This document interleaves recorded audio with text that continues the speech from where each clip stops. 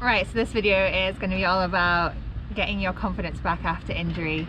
So about 8.5 weeks ago I broke my collarbone. It's kind of healed. It's healed in 2 bits with fibrous tissue in the middle, but the doctor said I'm fine to ride because it's not going to set it back. I just need to see if it'll work without surgery.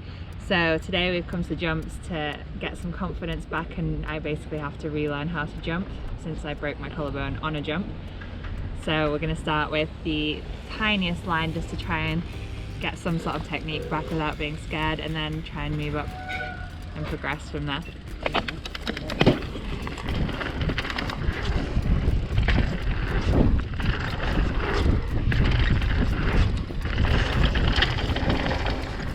It's kind of hard because the bumps are so small, but equally I could feel that my body just wasn't listening to me. Not really the best jumps, are they? They're sort of... They're good for like getting technique though. Can you do it again? Yeah. Cool.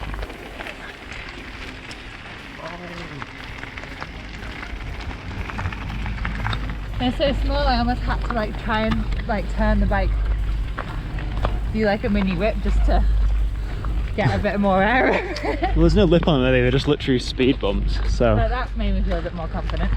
I'm going to try the first 3 on the middle line first and aim to not do the last one just for my own confidence. I don't want to put too much pressure on myself because I do feel scared. Even though they're just small jumps, my subconscious is like, no. What's it like pulling up with your shoulder? Like you're trying to protect it, or like, you know, like... It's like it's just not strong. I just don't have as much strength in my right arm anymore. Yeah. So I have... Do you feel like you're overcompensating with the other arm then, or what? Not overcompensating, I'm almost overcompensating with the bike, so like to balance the pulling up too hard on the left, I'm almost like turning the back of my bike to the right to almost like offset the imbalance, which is strange and probably dangerous, so I need to keep an eye on that.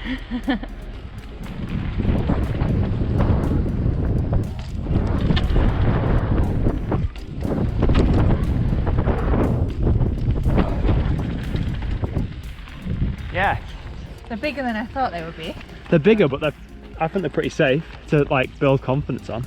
I mean, the first one on the biggest line, even though it's a gap, it's probably quite doable because it's small. It's just the head game. So before I do the jumps again, I'm going to roll down this fire road and do some manual attempts to try and get a bit of technique back. That's the second person. People keep shouting from the chairlift, are you off Instagram? Are you Wolf Girl on Instagram?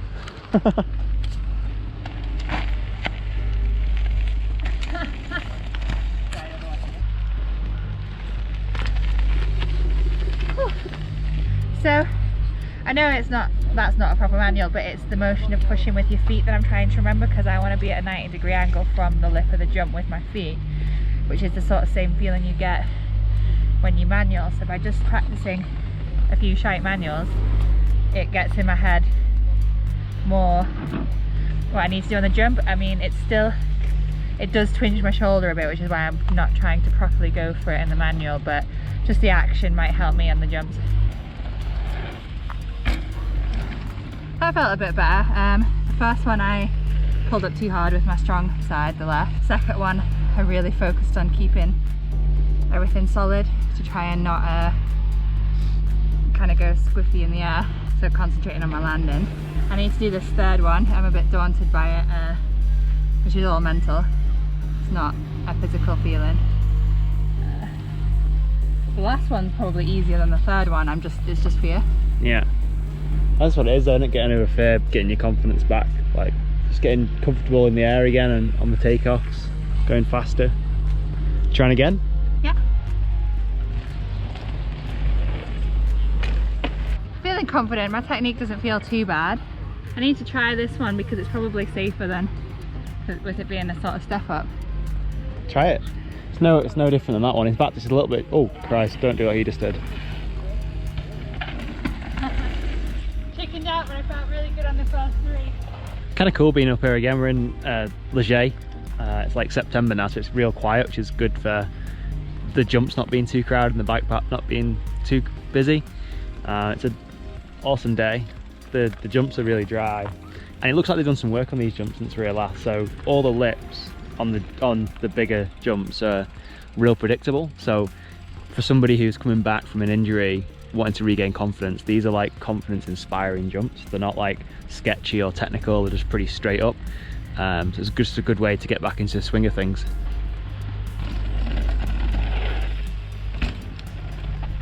Awesome.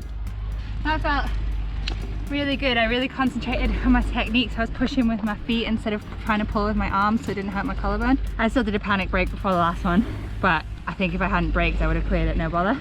Looks a little bit stiff in the air, but that's probably the first, because you did it for the first time.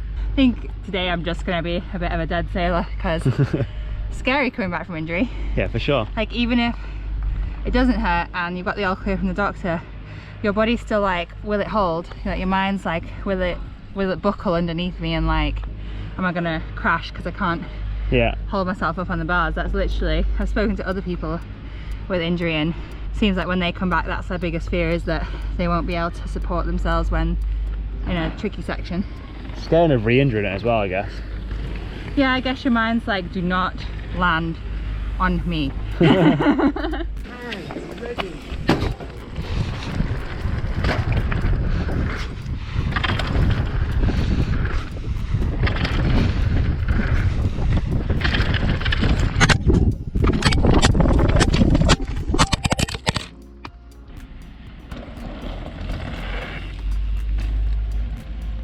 I had to squish that one.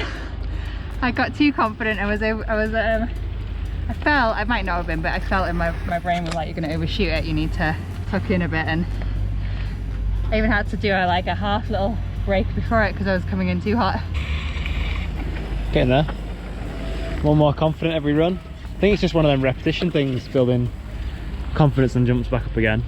Just keep doing and doing and doing. Yeah, I wanted to get this one like good technique and not feel like I'm coming in hot. So as we were coming up, Alex asked if I wanted to try the little gap jump today, but I said back no, because when you're trying to get confidence back after injury, I think it's important, don't try to do too much. Even though the gap jump is smaller than the jumps I'm doing, it's a mental thing, and I don't want to over pressure myself and lose confidence because I've done and tried to do too much on the first day back.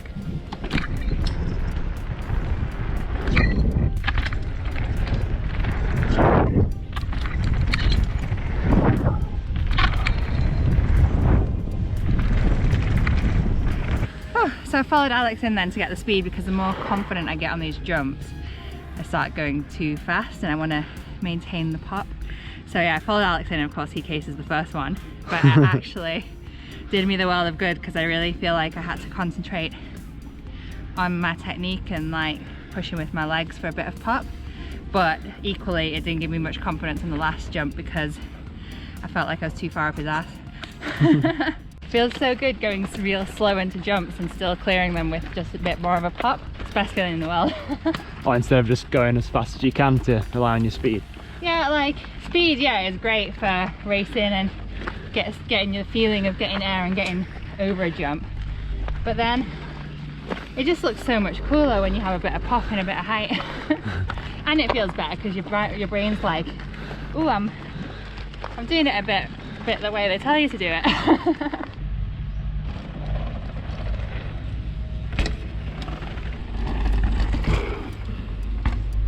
So the first three felt mint. I still felt scared coming into the last one, but I hit a rock, and because I was already nervous of it, I just kind of bailed a bit.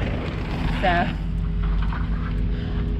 but I was actually consciously trying to pull up on the first three, which is a good sign. So that run, even though I desperately wanted to get the last one more confidently, I felt quite weak in my upper body, like just holding, not even trying to pull up, just holding myself steady. Obviously not as strong as I used to be, so I need to know when to call it, and first signs of feeling a bit weaker, I'm gonna stop. The only thing I'm wondering is whether to give just that gap jump, the first gap jump, and pull out a go, with it being smaller and it being a gap jump that I crashed on. It might be a good way to finish the session. Walk past it, have a look. It's way smaller. Literally a bike length.